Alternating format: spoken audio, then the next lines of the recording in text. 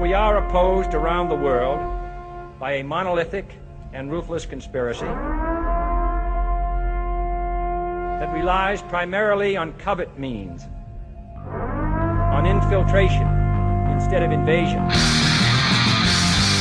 on intimidation instead of free choice, on guerrillas by night instead of armies by day. There is little value in ensuring the survival of our nation if our traditions do not survive with it. All right, welcome to episode 98 of the Abuse Hour. It is I, your host, Coffee Long, coming to you unsupervised, unmedicated, and an unchecked threat to society. So, man, as it happens, I am driving across the open plains, looking for Braves and Indians and hoping that my wagon train doesn't get ambushed. Or, I don't know, is there an Indian word for ambushed? I'm sure there must be. SCALP, whack 'em, whatever the fuck it is. Anyway, it doesn't really matter. Anyway, yeah, I'm planes, trains, and automobiles. Not even work-related this time around. I actually had to cruise to the West Coast for a funeral. Not a good deal. Tell you what, it's not a good deal, but you start becoming, an old bastard, 1,000 years old and such, and you're going to end up at a lot of these things. But we'll get to that. We'll get to that at the end because I got 2 cents that I want to put in on that. Anyway, as it happens now, I am in Pacific Northwest, cruising around, and I'll tell you what, man, it's hard to know what to make of it. I haven't spent that much time here, but you hear a little about it's mountains, bro, and it's mountains and going skiing and this and the other thing and outdoorsy and shit, dude. I'm in the fucking some kind of plains type situation, man. There should be cattle or some kind of thing. There should be cattle. There should be grazing. There really should be Ma and Pa on the Oregon Trail or some kind of shit. I don't even know the Oregon Trail comes through here. It's a word I heard on TV. I made it up. I'm using it now.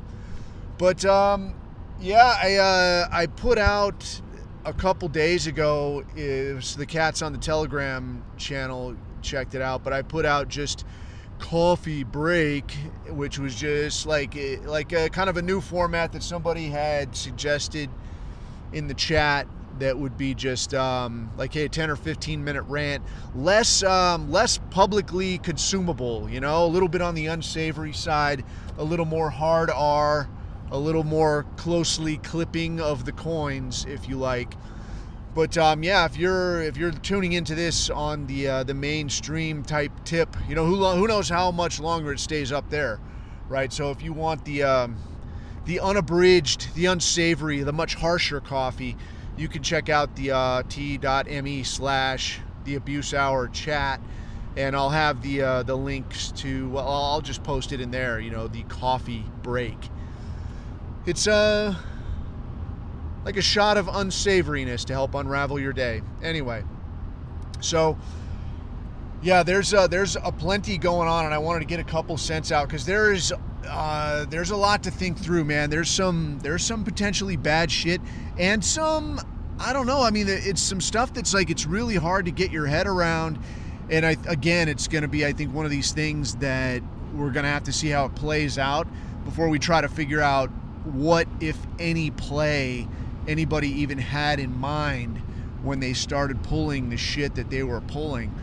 So long and short, as it stands now, I would say we're about toes on the edge of military confrontation with Russia. I don't know that, I mean, it ain't a secret. I'm a trillion years old, man. And I mean, I remember, dude, way the fuck back when this was like, it was almost considered like a given that at some point you're gonna have to go toe to toe with the Ruskies, bro. That's just how it's gonna be, and they're gonna come over here on their bear with their little stupid hat, and we're gonna get out there on our horse and we're gonna fucking slug it out. That was like, it was just a given. I think I was still around. They had those duck and cover kind of drills. I can't remember what they called it, man. Drop drills. That's what it was. And they still had that, man, when I was a little kid.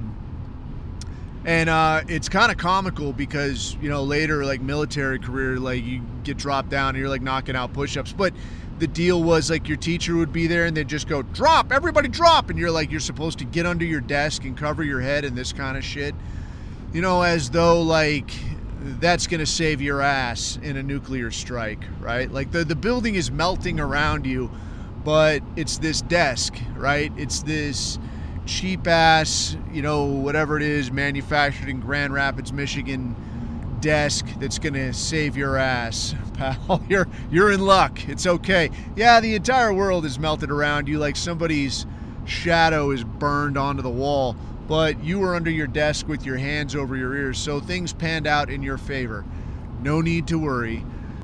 Anyway, yeah, as it stands, things have gotten hectic in a hurry. If you haven't, I will imagine you've to some degree heard the news, but if you have not, Joe Biden, Mustutterin' Joe, too incompetent and silly to run for re-election, but not too incompetent and silly to make major fucking decisions that affect me and you, quite literally, by virtue of what goes on the world stage. So this barrel of pinheads, they have given Ukraine, the T-shirt Jew, Volodymyr Zelensky, have given this idiot permission to strike inside Russia with ATACMS, HIMARS, etc. The missiles and whatnot, Storm Shadow missiles, whatever, that have been given to them by the U.S. and by Western European countries. So kind of the idea there was that, and this is, you know, another in a long line of red lines, if you like, being crossed by the West vis-a-vis what the Russians say, like, hey, we're going to start looking at you as a party to this thing. We gave them these missiles, you know, like me and you, gave them these missiles under the premise of somebody's invading your country, you can use this against that invading force. Presumably, you know, while they're inside your country, right? Somebody rolls in, you know, with tanks, somebody's rolling in, you know, setting up an outpost, you know, troops are barracked, you know, troops are encamped, and you can explode them now with these missiles, right? That's sort of the premise here. What it has morphed into is this idea that, and I don't know how much you could say it's a good idea. I don't know that it's really a good idea. I think it's kind of a shit idea. But the idea that, well, when they invade here, we will invade there, like we'll invade parts of that country. So in this instance, this would be Russia invades Ukraine, and Ukraine says, well, haha, we'll invade part of Russia, take over, you know, cities, routes, assault targets inside of Russia. And we're not talking here about parts of Russia that where maybe Russia took over some of what used to be Ukraine. No, they're talking about like Russia, like big cities like in fucking Russia. The most recent attempt, if you remember, was an attempt to take a nuclear facility inside of a city called Kursk. And it wasn't a bad idea, but Ukraine sent some of their best units, apparently, tried to take the nuclear facility at Kursk. It did not work out. Now they've still got people there. It's just kind of stymied in their efforts. But it was still an attempt, and not an attempt that was looked favorably upon. Because, you know, before where it was like, yeah, you're being invaded by Russia. Okay, maybe, you know, we send you stuff. And I'm trying to look at this objectively, right? Like, I'm not giving you my personal opinion. But the idea was we're trying to give you weaponry and support to defend yourself. Instead, you use that to strike inside of Russia as opposed to fighting the forces that are invading you. It's hard to make the argument that this is an effective strategy. It's hard to make the argument that you're any longer in the right, because you can't really, you know, like, he started it, this kind of shit. I don't know that argument really holds up insofar as the U.S. has had its hands inside Ukrainian politics, fucking around with all things Ukrainian, violation of the Minsk agreement, saying, hey, maybe we bring Ukraine into NATO, this kind of thing. it's been a fucking mess. There's not really a version of this where you're like, oh yeah, these Russians fucking started it. It's not really a possibility. It doesn't really work like that. So where we're at now is the Biden and Keir Starmer, the guy in charge of fish chips, cup of tea, Mary fucking Poppins, England, have given permission to the Jew in the t-shirt to use these missiles, these short-range missiles, to strike inside of Russia. So mind you, these missiles are really short-range capable. They're not really in a position right now where they could really hit anything, so far as I understand it, where they could hit anything that would be really ugly. My understanding is these missiles generally have to be fired from an aircraft like an F-16, and for an F-16 to get anywhere near where it could hit something, you know, or where it could do some really ugly type damage, that F-16 is going to get shot down. So I'm not completely sure what the logic is here, but that did not stop the Jew in the t-shirt from getting out there straight away and absolutely shit talking of like, the missiles will speak for themselves. We're not telling anybody anything. We're not giving any kind of heads up, which apparently has become a kind of gentleman's agreement, if you like, of late from what I'm seeing. You know, like from what we've seen between the exchanges involving Iran, not Israel, because Israel, they do whatever the hell they want to do, and we'll get to that shortly, I think, because that's escalated a little bit as well, but it's really kind of more of the same. In any case, there's been kind of a situation where it's a gentleman's agreement where when somebody launches some of these heavy duty fucking missiles, there's like a warning that gets put out that like, hey, we're going to be firing some missiles. This is what we're firing it at. We're going to basically destroy this property. Not so much going to destroy these people. Although, you know, imagine being the unlucky fucker that's like, yeah, somebody has to die and we're going to leave these nugs there, you know, like sweeping or something. Yeah, like 10 guys were killed. Can you believe it? Oh, these poor 10 guys. Like, yeah, dude, you could have probably got that guy out of the hallway. Like, yeah, go ahead and sweep this. Get a little mop down on this thing. Hey, where'd everybody go? Don't worry about that. Just get your sweep on here, okay? And someone will come and get you. Okay, whatever you say. And then zap. Like, yeah, that's the guy that, you know, you're the sacrificial asshole.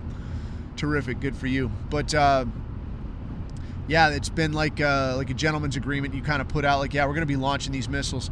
So Zelensky then, yeah, we're not telling anybody anything. We're going to do what we want. The missile impacts will be the warning. So right out of the gate, it's like, dude, you're big dicking in a league that you're not really fit to play in. But, you know, yet here you are. And it sucks because they've just got this huge conscription, this huge mobilization thing where, again, still snatching people off the streets, shoving guys out there with no training, no idea what the hell they're doing. And it's like, this is not fucking cricket, dude. But the response then is that the Putin came out and they've basically adjusted their nuclear doctrine, long and short, to say that, and if I'm remembering right, that in the event that a nuclear capable state provides material assistance or an ability to attack to a state with whom we are at war, Russia reserves the right to retaliate using nuclear capacity. So basically, if you're a nuke country and you step in and try to lend a hand to somebody that we're getting it on with, in this case Ukraine, then we're going to reserve the right to retaliate using nuclear weapons because you're a nuclear state, you know, so we could retaliate, you could hit us, so we're just going to get out in front of that. I've seen a few things where there's a list of like Russia's red lines, you know, where it's like, don't do this shit, I'm fucking telling you, don't do this shit, I'm fucking telling you. And it's a whole list of things, you know, and it was like supplying anything other than defensive weapons, supplying technology, supplying the Bradley tanks, supplying the jets, supplying the missiles, all this shit, giving them a green light to strike inside Russia. All this shit was a red line. And Putin is out there saying, you know, now he's out there saying that, yeah, we are, you know, effectively at war with NATO at this point. And to show you kind of how much Cuck Island has kind of got their head up their ass, there's some general, and I can't remember the guy's name, I don't have any of this shit in front of me, but one of their their senior generals gets out there, and this fucking guy, I guess, I just saw this last night.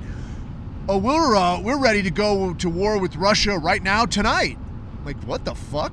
Like, dude, you're a little tiny ass England. Like, you're not 1800s England or some shit where, like, yeah, maybe you could have beat the fuck out of Russia because, yeah, it's a big place, but it's also, you know, it's Russia, and you're England and you got shit everywhere, and, you know, yeah, maybe you could swing this some kind of way. What are you gonna send now? Like, dude, I saw an ad for the British military, and it was like, it was no shit, like this smapty looking flying carpet motherfucker, like with the big mustache and the fucking turban, giving that serious look like, I am not someone to fuck with. Like, what the fuck is this? You know, there's a black dude, it's Tyrone, like an obvious African looking motherfucker, some Pajit looking dude, some Sikh looking dude, and that's it. That's all it is, and that's it. That's your British military.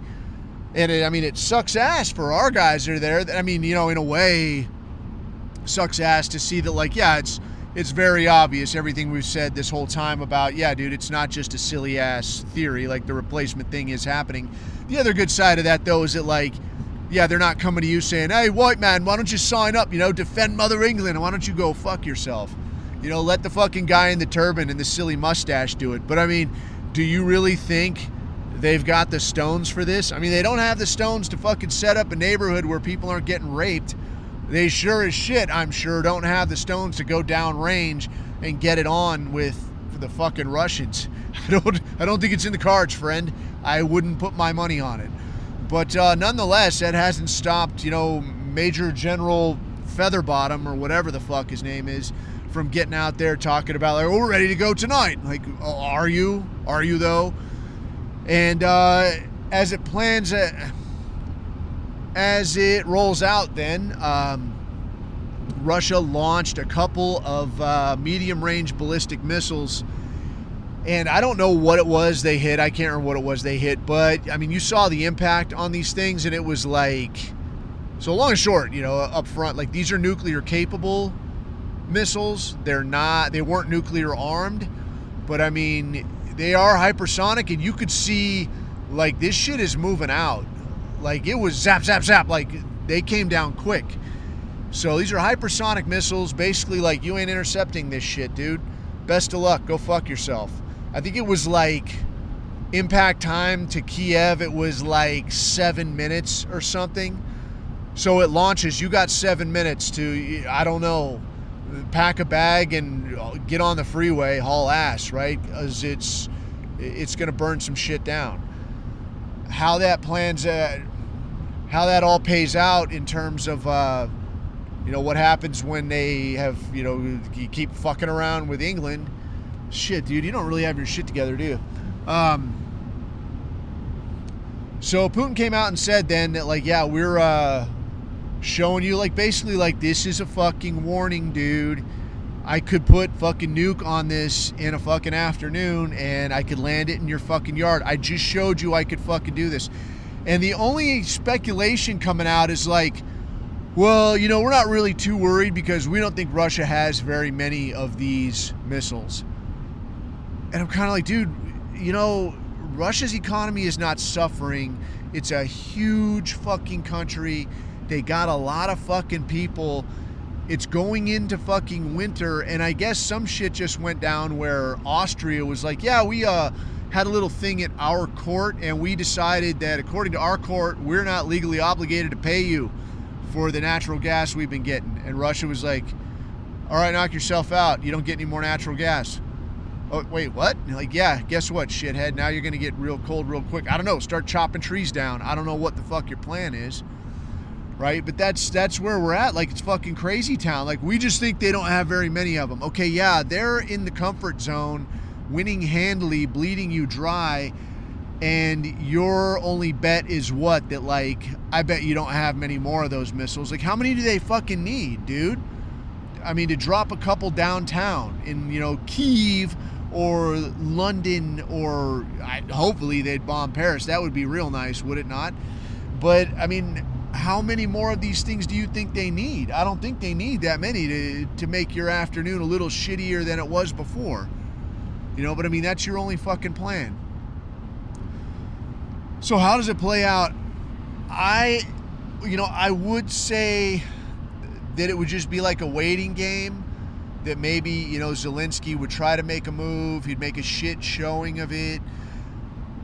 Maybe the West would talk shit. Maybe Russia does a few more, dummy rounds. But it's like, I don't know, dude. I don't know. I mean, I would have not thought that the U.S. government would have gone ahead and pushed out that statement from Joe Biden to say that, like, yeah, go ahead and use it. It's cool.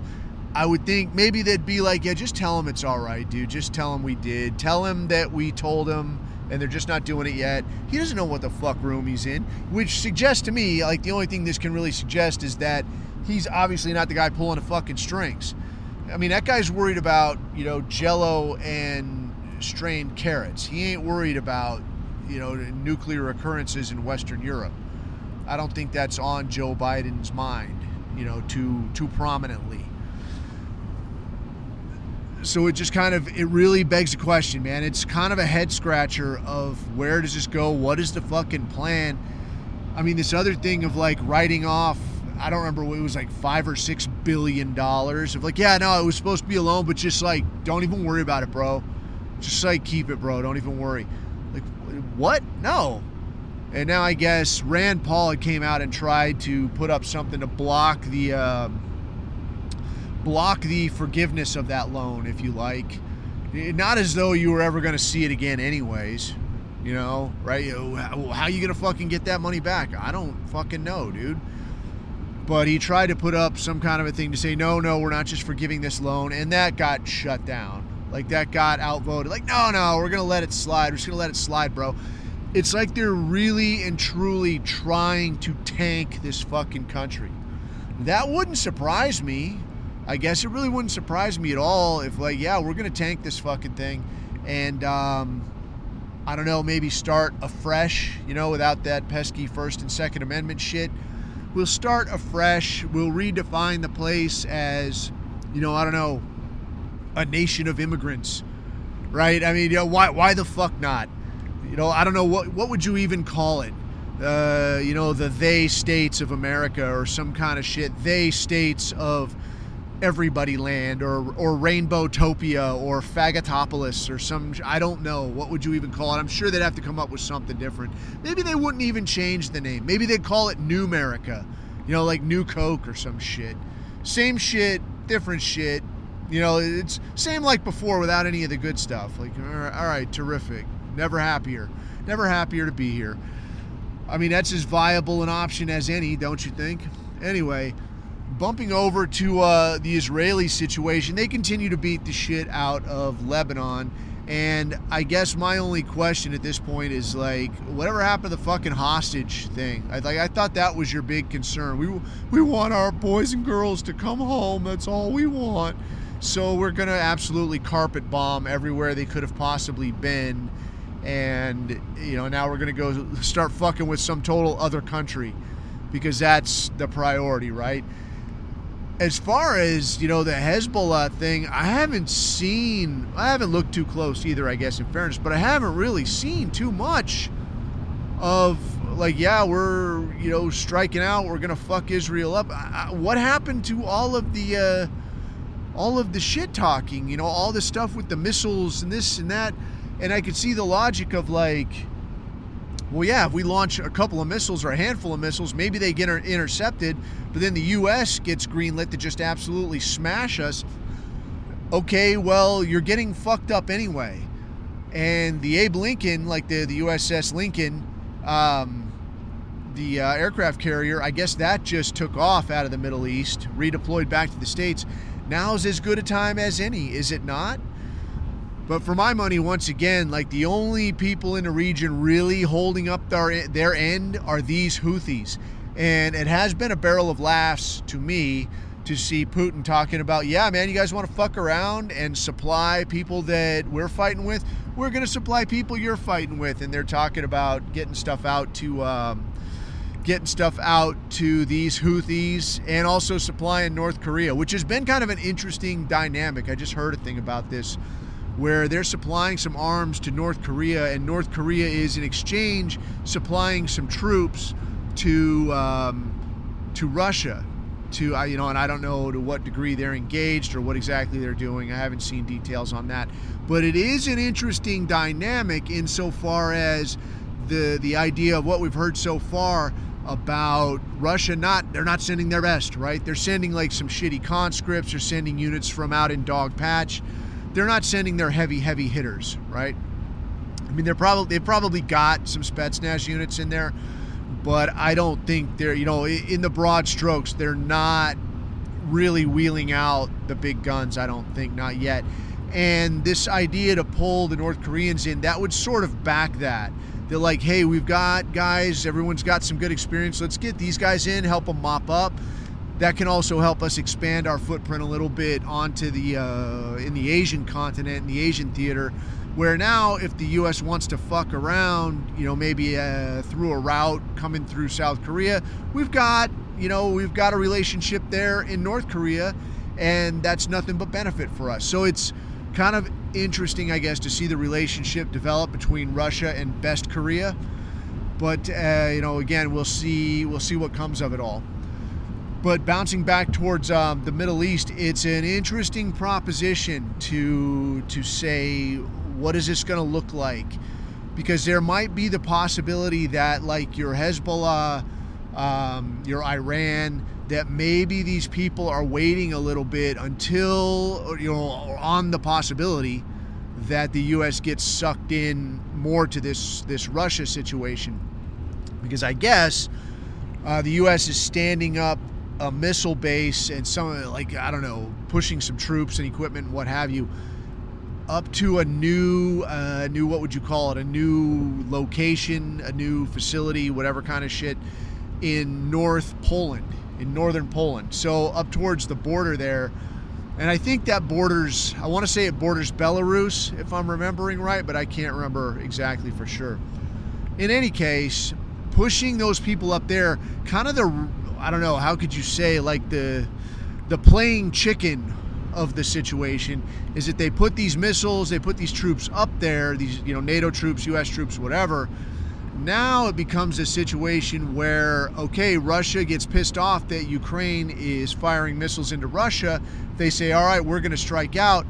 Who are you putting out there? Once again, you got the guy sweeping the fucking hallway, and you just got some missiles. Are they high quality? Are they shit? Who are these guys that are out there? Are these nugs? Are these National Guard guys that are just in it for the college money? Nobody fucking knows. It's a fucking mystery. But what you can ask, I think, is, are you putting these guys there so that maybe Russia will strike them, and now you have like a justification to pull all kinds of people in, pull the rest of NATO in, like whole hog, and like, yeah, we have to fucking smash these Russians. If that happens, that definitely pulls attention off of the Middle East, which opens up your Iran and your Hezbollah to just fucking let it loose on Israel, because what the fuck are you going to do? You're wrapped up over here against Russia. You can't do this two-front shit no more. You're fucking smoked. Not to mention all the other obligations, right? Because you've got all these other obligations where, like, Japan is depending on you, South Korea is depending on you, the fucking Philippines, they're all depending on you, all these places, right? I mean, how much of a posture do we have in Germany? All of these places are looking at you saying, come on, Big Daddy America, you're the asshole, said you got a handle on this. Go ahead and have a handle on it then. And I mean, all this shit could happen quick. I mean, there's still the rest of November and all of December before this shit could still go wrong. So it does seem like it's going wrong at an exponential pace. And really, best case scenario is Donald Trump steps into an absolute shit sandwich and probably spends his first 2 years trying to unravel the situation, while at the same time getting Israel absolutely anything and everything that they need, which comes out of whose pocket? Your pocket. So if you were expecting at any time in the near future that prices were going to come back down again, go ahead and put that back in your pocket, because that's probably not happening anytime soon. Hooray, fucking hooray. Anyway, in other things I just saw, I saw a thing about this Matt Gaetz situation, and I can't even remember. I want to say it was Secretary of State that he was getting pushed towards. It doesn't really matter at this point. He's withdrawn his candidacy for that, or his consideration for that spot, whatever the spot was. And the allegations are centering around the paying of underage girls for sex. So I don't believe, if I'm remembering right, and I had looked at and had read a little bit about some of this situation a while back, and there was some funny business, but I think it kind of leads into a discussion more about the way that these coin clippers, the coin clippers that have their hooks so firmly into this country, about the way they kind of run their business and the nature of the bullshit, because there is some bullshit being strung around here. So as I remember, and I had read a little clip about this, and I couldn't, like it was ringing bells, and I was like, yeah, that's fucking right. I totally forgot about this. And I saw it this morning, and I can't remember all of the names. And honestly, it doesn't really matter, because all you need to know is Jewish, right? I mean, where you see, a tax man or underage sex or fraud or wire fraud or concealment of funds or bribery, all I see is coin clipping, Hebrewism, Loxism, tiny hats, big noses. That's all I see here. That's all I see, and it's all I really need to see, because as soon as I started looking at this story, I was like, you know what, it's a complicated story, it's a lot of bullshit, and how about this? Everybody on the fucking train, get the fuck out of here. How about that? So, if I am remembering the story correctly, and I mean, again, what I read was a very complicated account with a lot of, but then what happened was, and I'm like, yeah, fucking bullshit, dude. And you'll kind of start to see what I mean as I'm getting into this. So, as I recall from the last time I looked at this, Matt Gaetz is a single dude, if I remember right. He might be divorced, if I'm remembering right. But there was a definite suspicion that this dude is gay as the day is long. And the suspicion there centered around a guy that if I remember right, was I want to say, younger brother of a woman he was dating. And somehow there became this thing of, I'm going to adopt him, this, some Hispanic dude. And Matt Gaetz ain't an especially old dude, so like the story there became like, what exactly am I looking at here? And some of this got, I don't know, I want to say like watered down with like, oh no, it was more like a convenience thing, it was a tax purpose thing, kind of like this idea of, I'd heard of this idea where some guy was floating this idea to some other guys about, hey, I was thinking of marrying a dude, and I'm not gay, but hear me out, and he's talking about, look, man, we buy a house, we get all the tax breaks, you live your life like a single dude, I'm going to live my life like a single dude, except we're going to get all the fucking benefits. Plus, we can get all those benefits of telling people that we're gay, right? So people gotta leave us alone, and we gotta get promoted, and they gotta treat us right. So anybody's interested, man, you let me know, and when the guy says it like that, it's like, it ain't really a bad idea. It's just on paper, right? And you're going to just get these benefits. And at the time, I remember thinking that this was what this Matt Gaetz thing was about. But as I looked more at this guy's story, some shit started to look a little bit almost like the convenience aspect of this very suspicious man-on-man relationship. It's it's like the gay joke that keeps getting told, where yeah, you've told this joke once too often, dude. I'm starting to have suspicions. So as I'm seeing it now, there was a guy, and again, I can't remember, like Schwartzman or, something Semitic, something with parentheses, right? It's all you need to know. This guy was an elected tax collector in Florida and became friends with Matt Gaetz and became as luck might have it, somebody who could put him in touch with underage girls. Although not to his knowledge, right? This Matt Getz, not to his knowledge, underage, because these girls would present to him and even show him ID. That, no, I'm over 18. See, look, here's my ID. But what comes out then is that, oh no, it's actually this guy, this, I think it was Schwartzman, whatever, his friend, the tax collector. As tax collector, he's also the guy who can supply identification to whoever the hell he wants. So if he wants to give some 17-year-old girl an ID that says she's Jane Smith, 19 years old, of 123 Main Street, he can make that happen. So this goes on, and now this very, very involved story with somebody named Levinson, and how, oh no, it's not actually some kind of a scheme to Venmo underage girls, $500 to $1,000 at a shot for non-specific favors, or, bunny ears just because. It's not that. It's actually this situation where, oh no, we're piping money over to Iran, for some covert ops, bro. And I can't tell you about the covert ops because it's so covert. And you see, this is the way we had to fund it was, it looks like this, but it's actually not that. All right, well, are there any other kind of documents? Well, no, bro, it's too covert, the covertness, and I can't quite tell you about it, but trust me, bro. And yet, now when Matt Getz gets pitched for this, whatever the fuck it was, this cabinet position, now suddenly this thing pops back up of like, well, wait, though, you can't nominate him because underage girls.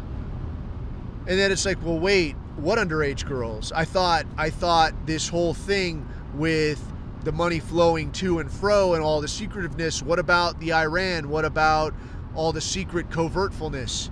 What happened to that?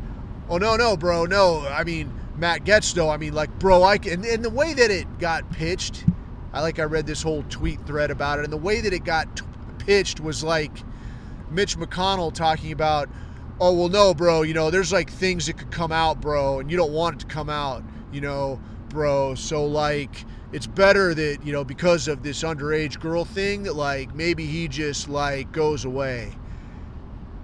And well, hold the fuck on, because you can't have it all three fucking ways. You can't have it as, one, he's banging underage girls, and then even 1A, I don't know, is he banging the guy that he allegedly adopted? I don't fucking know. You can't also have it as some Hebrew is supplying fake IDs to underage girls to somehow honey dick some guy that is, they want some kind of leverage on. And then underneath or overarching all of this shit is some kind of story about, oh no, bro, it's actually some guy, Levinson, that's handling some kind of covert situation in Iran. Well, is it none or is it all? Or is it whichever one is most convenient? And this is where the bullshit with these coin clippers just goes into overdrive. Because I, for one, don't honestly think that you got to sit and sift and figure out which lie goes where and which fucked up story is actually part true, but part fucked up, but part exaggeration, but part trick fuck. And, then part of it was just to get this guy roped in where I get him to do whatever the fuck I want him to do. For my money, right? And I think increasingly what you see from people all over the world at this point is that I do not give a fuck which part is true, which part is fucked up, which part is, just a scam, which part is a hustle or a blackmail scheme. Just get the fuck out. That's what I'd like to see. Get your shit, get your fucking hat, get your little scrolls, get the fuck out. And I mean, dude, if I don't know what could make it more clear. That 100 and however many places, 1,300 times, I've got to imagine that, those people were probably a lot like us, that there were probably people saying that it's not as bad as, let's work something out, they're probably not all like this. They can't all be like this, right? And I'm sure there were probably some struggles, right? Some struggle sessions about, man, do we got to be a dick to everybody? What are people going to say? You know, like at some point, people are going to be like, hey, you don't gotta make it like this. Don't put them all on the train. But I feel pretty sure, you know, that at the end of the day, that those conversations probably ended about the way this conversation is getting ready to end. Where people are like, you know what? You people just can't be fucking dealt with. You can't be trusted with anything. Everything is a fucking hustle. Everything is a scam. Get your shit. Get the fuck out. And I saw something interesting the other day, man. I'd seen a little bit on this Columbus situation, kind of, you know, whatever, on a tangent here, but I saw a little bit on this Columbus situation where they were talking, like there had been questions for some time, I guess, as to whether Christopher Colombo was a Hebrew or not, you know, whether he was Jewish or not. And I guess that there was some kind of a little dialect and some kind of a little symbol or something that they would put in the you know, an upper corner or something of a letter to kind of, you know, as like a Hebrew greeting, like kind of like the way, you know, with us, like you send somebody like a little tweet or something like, hey, GM friend, you know, like, yeah, it's just something that they do. It's, you don't have to do it. It's just something that, you know, we do. And I guess there was a lot of things like this with this Christopher Colombo where there are a lot of these indicators that, like, yeah, this guy is not, you know, Spanish. This guy is tiny hat Spanish. This guy is, you know, one of them. And he was leaving Spain for a good reason, you know, because they were getting kicked the fuck out. And as I understand it, what was this, 1492, that he timed his departure from Spain. You know, they were supposed to leave a few days earlier, I guess, but timed it, you know, to wrap up on a certain Jewish holiday. I don't know what holiday that was, but wrapping up the holiday, yeah, we're going to leave the day after. We're not going to leave right now. We're going to leave after the holiday. And that this departure also timed, you know, it coincided with the Queen saying, hey, all of you out, get out now. So this was, and I believe that was actually 1491 when that came out. And I imagine there was a window of time of like, yeah, I'm putting it out now. You all got this long to have your shit packed, have your little hats all squirreled away and your scrolls all rolled up and be on the fucking street, out of here by this time, you know, whatever day, 1492, I'm supposing. But I want to be inclined to think, though, you know, that just like now and just like all those other times, that probably the Queen of Spain was thinking like, I don't know, you know, what are we losing in this? Could this bite us in the ass some kind of way? Are we losing, you know, is the Spanish government, you know, is the crown losing out on like, you know, I don't know, some kind of tax revenue or some kind of something? Might we need these idiots at some point? You know, I think when you've exhausted all of that and you arrive at every single one of you, get your shit and go, probably you've seen enough, you know, not unlike now. And I think most people, from what we're seeing, you know, what we're seeing and what we're hearing, you know, in the media, especially like stuff like this Bilzerian thing where a guy could just come out, you know, and honestly a fairly prominent figure, not some wazoo shithead from, you know, this, you know, the proverbial, like the liberals say, mom's basement deal where like you just feel bad about yourself and you just kind of suck. And I know you want to be on TV, but no, dude, this is a guy that don't need to be on TV. He's got money. He's got ass. He doesn't need this aggravation, but he can't help himself. He's going to get out here and tell you what he's seeing. They're like, yeah, dude, these people are a fucking problem.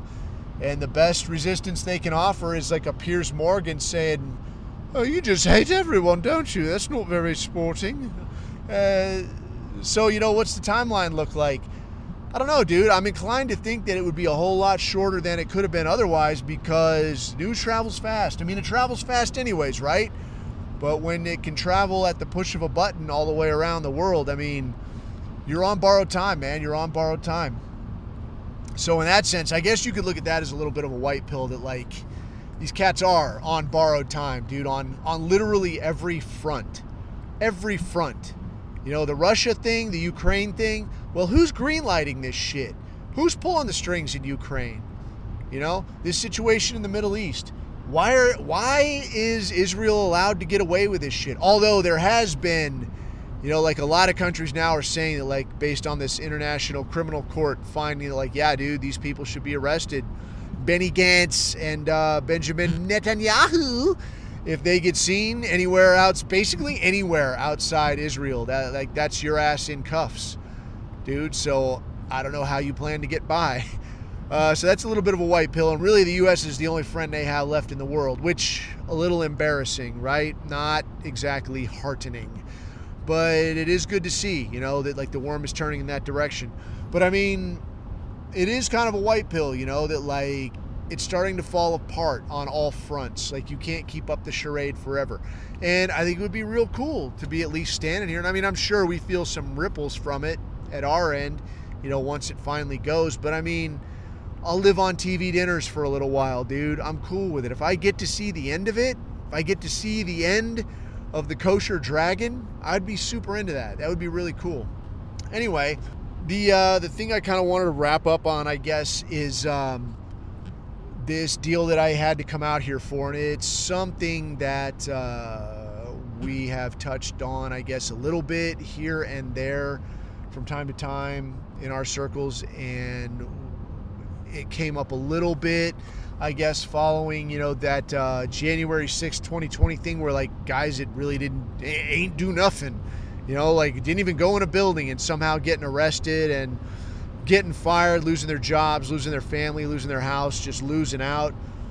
And talking again, you know, about guys punching their own ticket. And I came out, you know, I flew out to this thing for this memorial for this guy. It's a dude that I had worked with. And it kind of sucks, dude, because you see it more and more, I guess, really, is the only way to say it. And it fucking sucks, I guess, because when you look at this guy in particular, this guy's life, it's almost like you got, I mean, I don't know how the fuck else to say it, but I mean, this guy was born with like 2.5 strikes against him, you know? And this guy's story, like, I knew a little bit more. I knew more about this guy on kind of, I guess, the dirty side than what got put out at the memorial service. But I got a chance to hear some of the early life type shit. And it was like, fuck, man, you know, the guy didn't have much of a chance. And the way it played out for this guy was, you know, I'm going to not give, you know, a whole lot of details because, you know, got to be docs aware, right? But this dude, this guy, you know, and an older brother, he had an older brother who was like 6 years older than him. And they had regular parents, like regular people, you know, so far as they knew. And their mom had died, I guess, when they were both really young. So dad, I guess, a little bit went around the bend, you know, as the story was presented. This was the way it was presented at the memorial. In real life, the way this went down was apparently that younger brother was the spawn of a one-night stand, right? Like the bastard child, like a legit fucking bastard. But both of these guys, this guy and his brother, both looked a lot like their mom. So I could see where it would be a little bit harder to tell. Anyway, these guys both end up getting raised by their grandparents. Their relationship with their father was a little bit shaky. Eventually, dad dies off as well. The younger brother, this guy, he came into the same community that I was in, and he was just always just kind of a fucking screwball. The guy's older brother was also part of this same community that I was in, you know, work-wise. And that guy was actually shit hot. So it was like, I mean, he was like a dude that you would look at and like, how are you doing this, that, or that, you know? And this guy could fucking tell you, like, this guy knew what he was doing, you know? The younger brother, like, again, not so much. You just kind of shake your head once in a while. You're like, man, he's a fairly low-speed guy in a high-speed gig, man. And that's just, you see it. You know, not everybody is fucking super operator. You do see it, man. And that was this guy. But as it played out, this guy ended up taking a DNA test, as some cats do, just to see what they could see, you know, 23andMe or what the fuck ever. And we had joked with this guy that, like, man, I don't know, dude, maybe maybe the pool man was a shit hot operator, or maybe the guy that cuts your grass was just, you know, a little bit goofy and wobbly, and maybe that's where you get it. Everybody fucked with him like this. So he takes, you know, 23andMe or whatever and finds out that, like, oh yeah, that wasn't really a joke. Like, the guy you thought was your dad wasn't your dad. Except at this point, his mom is gone and his dad is gone, and now this guy finds out that, like, yeah, all the jokes were true and you're kind of a fucking goofball, because the guy you thought was your dad, it wasn't your dad, and whoever your dad is, whoever the fuck he is out there, is probably just some jamoke that maybe your mom hooked up with while she was shithoused. You know, maybe the guy made her laugh or something, I don't know, but that's how it went for this guy. And that was really just kind of the straw that broke the fucking camel in half, you know. And this guy, you know, at the time, he had a house, and, you know, he ended up getting behind on his house, went around the bend a little bit. And you know, if you ever have a chance, or you've had a chance to talk to somebody that really has gone off the fucking rails. I mean, you know, people get pissed off, they get fucking nutty, they go a little postal or something, you know, whatever. But then they can come back to normal, you know, and they can level out, like, all right, dude, I got a grip on this shit. I'll work it out. This dude genuinely came unstitched and started drinking a lot. Got, as you do with the VA, you know, got that good chemical help where like, let me give you a little something to take the edge off, and hands you some shit that completely fucking stirs your oatmeal. And now this guy is, you know, he doesn't know to shit or go sailing, man. That guy doesn't know what fucking day of the week it is.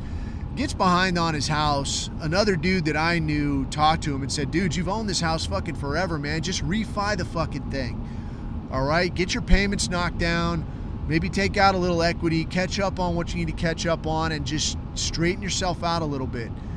All right. So somebody walks him through it, gets the guy straightened out. He takes out a fucking boatload of equity, so he's got a whole shit ton of money in his hand. Now he's got some trollop, you know, some bar girl. And now it's not like, oh, you got to take these shitty VA meds. Like, you can get into the hard shit now, man. You can take whatever the fuck drugs you want because you can afford it now. So now he's boozing. Now he's fucked up all the time. And as it does, the money goes away. You know, like when the money goes away, the drugs go away, the girls go away.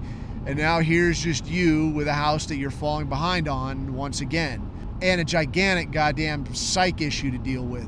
So he ends up losing the house. The guy's living at the fucking barracks, you know. And, you know, like, if you're a retired dude, this is a situation that you could find yourself set up on, where, like, you're living at the barracks, you know, paying some low ass rate, and basically not living in like an open bay barracks, but like kind of a dorm room, if you like, right? And he's living over here, and once in a while guys would stop in and check on him. One dude I knew stopped in to check on him pretty regularly, and like, hey man, what are you doing, you know? And the guy would say crazy shit, man. And he was drinking too much, got all fat, eating shitty food. And he would say, like, yeah, this belly, dude, you see this belly? This is, the CIA put this in me, man, and it's a tracking device, dude, and I got to get rid of it. And he's like, dude, you're just fat.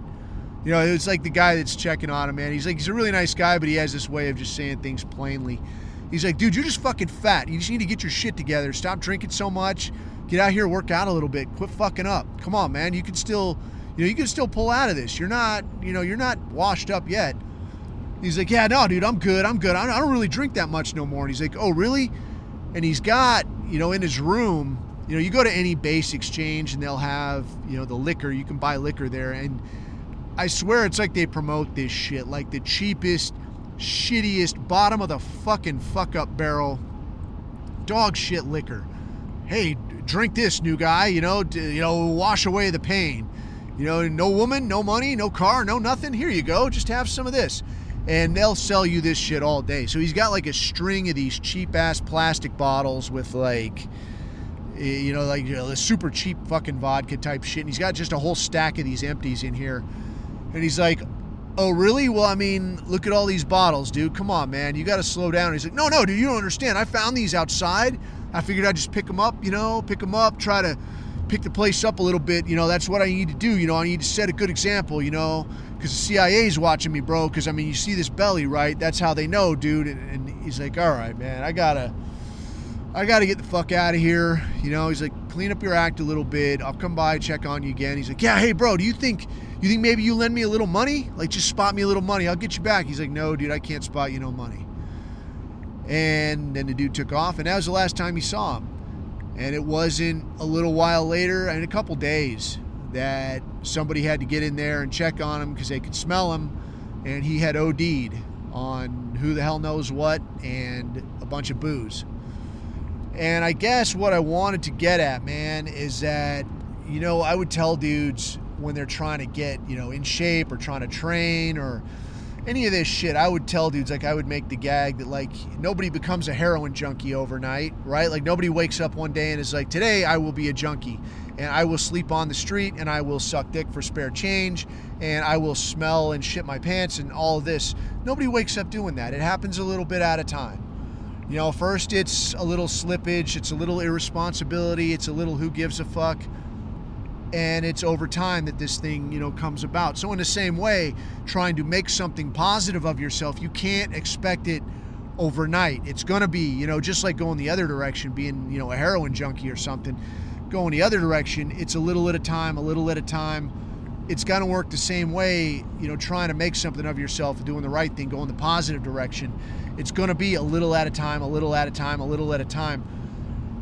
But, you know, this guy couldn't see the little at a time, and all he had allowed to happen was this little slippage every day, a little further and a little further, until he's, you know, nowhere to live, a lot of serious fucking issues that he had not dealt with, and now you're just staring at like a bottle of pills, a bottle of booze, and nothing to look forward to tomorrow.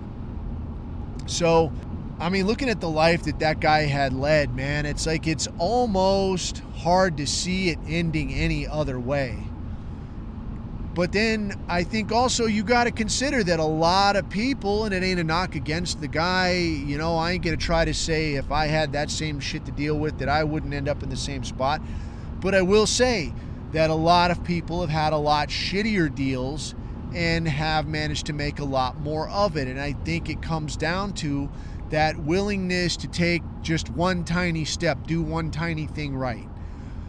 And looking at kind of our situation, man, looking at it big picture where, I mean, our opposition, our enemies, I mean, for no need for a better word, have said very plainly, very point blankedly that I want you to be gone. I want you to disappear. I'm going to make your life as hard as humanly possible. I'm going to attack you through every means I have. You know, and sometimes the best you're going to be able to hope for is just to hold steady. Like your best effort is going to be just to lose a little bit slower. You know, and it's like, how do I get by with that, dude? How do I get by? And it's the same thing, dude. A little bit at a time, just a little at a time. And also with a little help from your friends, man. Because some dudes, I think this is where it could pay to be a dumb guy. You know, when you're just too much of a dumb motherfucker, you know, like that bell curve where there's like the drooling motherfucker at the other end. It's like, yeah, man, sometimes things are more expensive. I just got to work a little more, you know. He's not going to let it get to him. He's not going to think about it. The guy's thinking about the day that he's in right then, and what do I got to do to get through this day and make the most of it, man.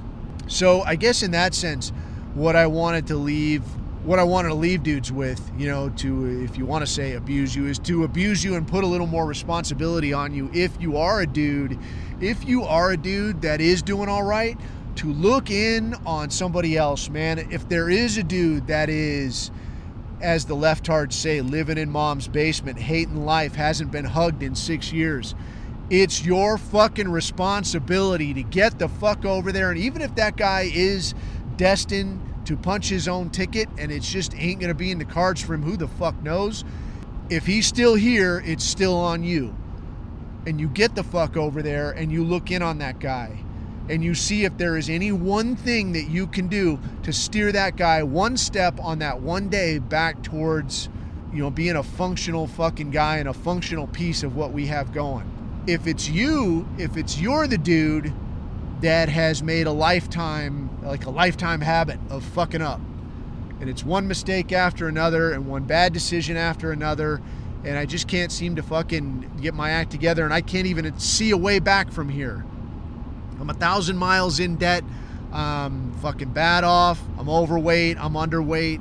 I'm what the fuck ever I am. I got no money coming in. I got a shit ton of debt. Whatever the fuck it is.